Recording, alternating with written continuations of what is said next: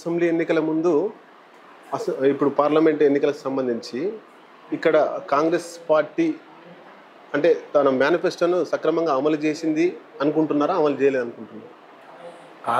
ఏ party ఎప్పుడూ తన మేనిఫెస్టోని అమలు చేయలేదు. చెప్పేచ్చారు, పెద్ద పెద్ద చెప్తారు, ఆకాశాన్ని నిచ్చెనలు ఇస్తామని చెప్తారు.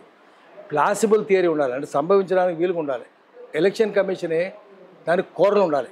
ఎలక్షన్ కమిషన్ చూసినాం కదా ఎట్లా తయారైంది, ఆఖరికి ఒక్కడే మిగిలి ఎవరు లేకుండా పోయి ఎటైంది.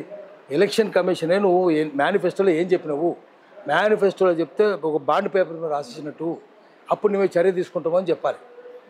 తప్పుడు పనులు చేయొద్దు అని అడగాలి ఎలక్షన్ కమిషన్. ఏది చేయలేదు. ఆ మేనిఫెస్టోకి విలువనే లేదు. ఏం మేనిఫెస్టో అది? ఎవడు నమ్ముతున్నాడా? ఎవరు నమ్ముతున్నాడు? రాజకీయ నాయకులు ఏదైనా మాట్లాడినా మేనిఫెస్టోలో చెప్పిన నల్లమల్లో నక్కలు కూడా నవ్వుకుంటున్నాయి. తూ ఇదేందా వీలేదు కథలు ఇట్లా చెప్తారులే అని నవ్వుకుంటున్నాయి. అది అపహాస్యం అయిపోతున్నది. రాజకీయాలు ఒక పెద్ద జోక్ అయినాయి కాబట్టి మేనిఫెస్టో కూడా ఒక జోకే.